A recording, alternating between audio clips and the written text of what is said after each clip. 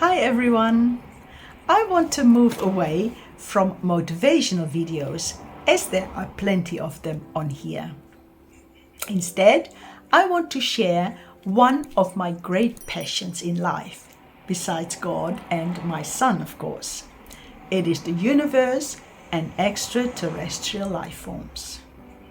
This is Ingrid, and if you like my video, please subscribe. Thank you. I wish I had the physics and mathematical knowledge of someone like Stephen Hawking, Neil deGrasse Tyson, Carl Sagan, or one of their female counterparts such as Vera Rubin or Margaret Burbidge. It would just help me understand the universe so much better. What I do know is that we live in a galaxy called the Milky Way, a part of the local group, so called because it's our galaxy's neighborhood. This group measures approximately 10 million light years across, and within this group, our Milky Way is the second largest galaxy, right behind the Andromeda galaxy. The Milky Way spans a diameter of approximately 100,000 to 120,000 light years and has between 100 and 400 billion stars in its galaxy. Mind-boggling, isn't it? Why is it called Milky Way? Because seen from the Earth, it looks like a band of spilled milk. That's the simplest explanation someone came up with, and I can tell you it wasn't me.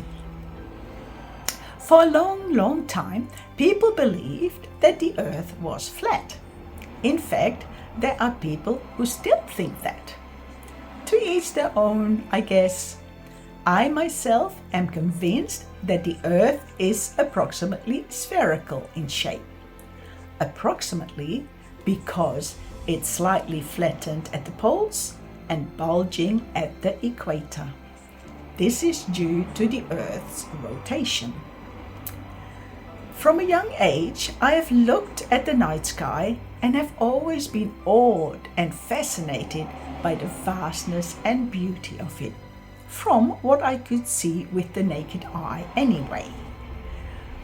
I can't help but look at the universe with a great sense of wonder. It makes me realize just how small I am, and it puts my struggles and fears into perspective. In the mid-1950s, an American geochemist by the name of Claire Cameron Patterson calculated that the Earth was created 4.5 billion years ago, give or take several hundred million years. To date, this calculation has not been disputed. Through excavations, geologists have discovered and are still discovering fossils and skeletons of animals and humans that are more than hundreds of thousands or even millions of years old. I admit, you need to have a very expanding mindset to take all this in. Having lived in the Netherlands for nearly half my life, I have two different views of the sky, and I'm thankful to have seen both of them. The Southern Cross, or crux, is visible from Australia, where I live now, but is not visible in the Netherlands. People there can see the Northern Cross, or Cygnus.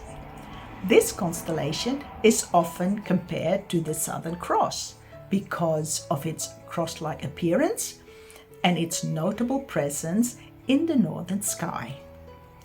I must admit that I got confused when I visited the Netherlands many years ago, thinking that I could see the Southern Cross in the sky at night. My mistake. It was the Northern Cross, of course. For as long as I can remember, I have always been fascinated by learning and reading about the universe, the mysteries, the discoveries of new stars, planets, galaxies, and lately, black holes.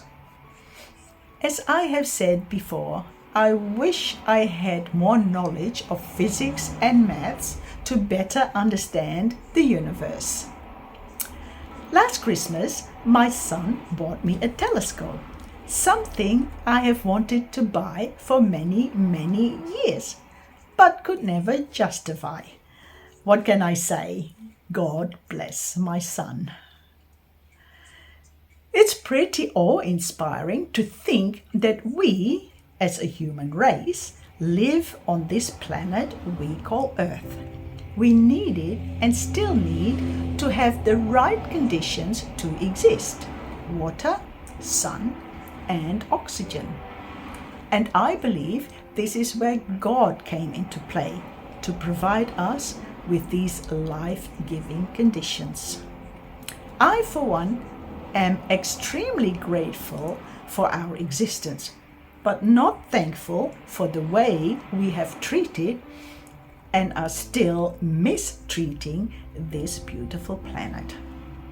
I wonder what the outcome would be when we're finally able to find and live on another planet.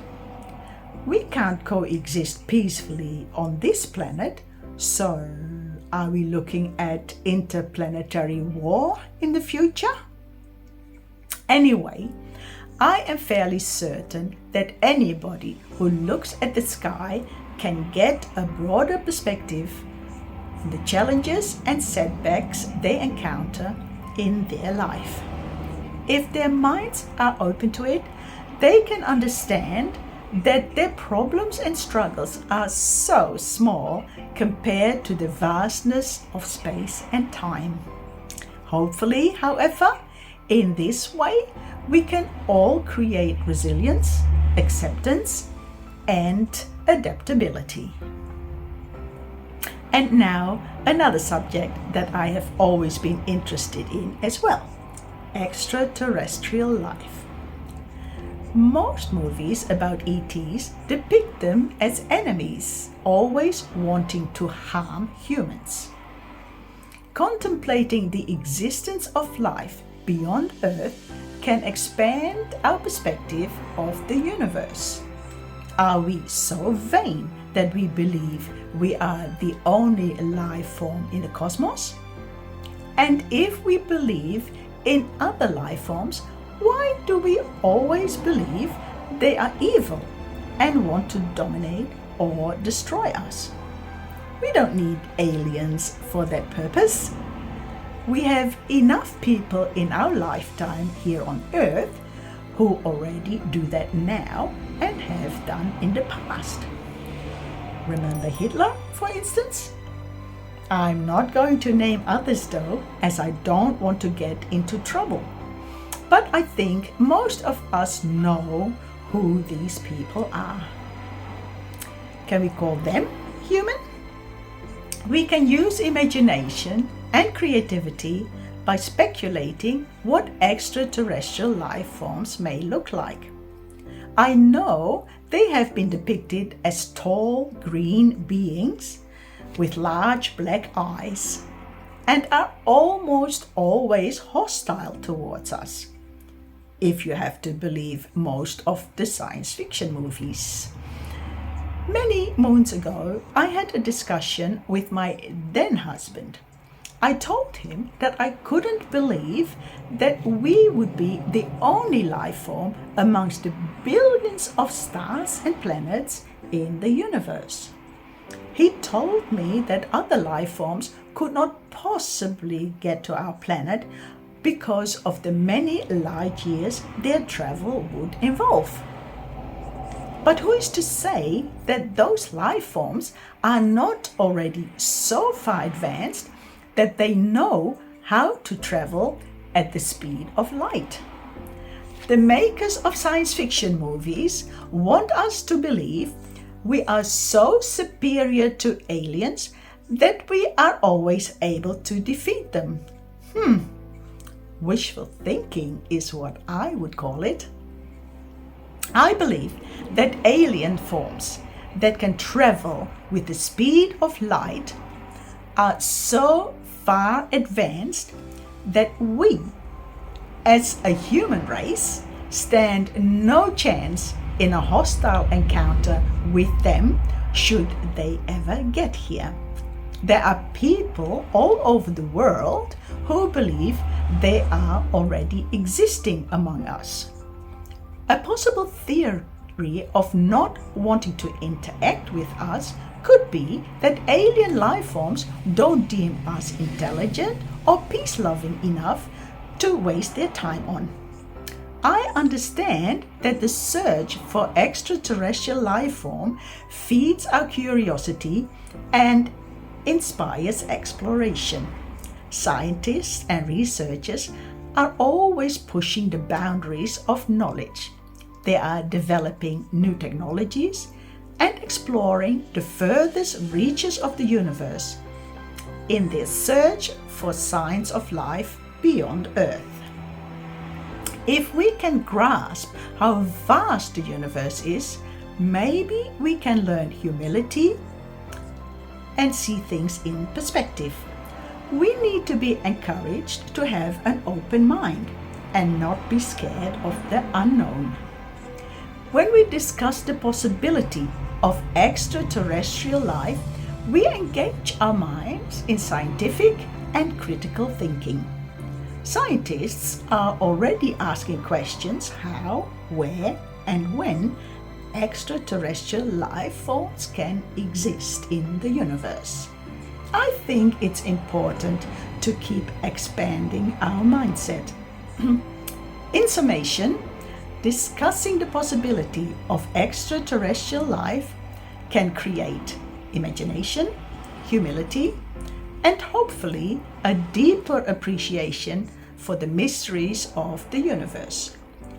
We should be encouraged to explore what we don't yet know, think how we fit in the cosmos, and embrace all that we may discover. And this brings me to the end of my talk. Please don't forget to subscribe, okay? Till next time.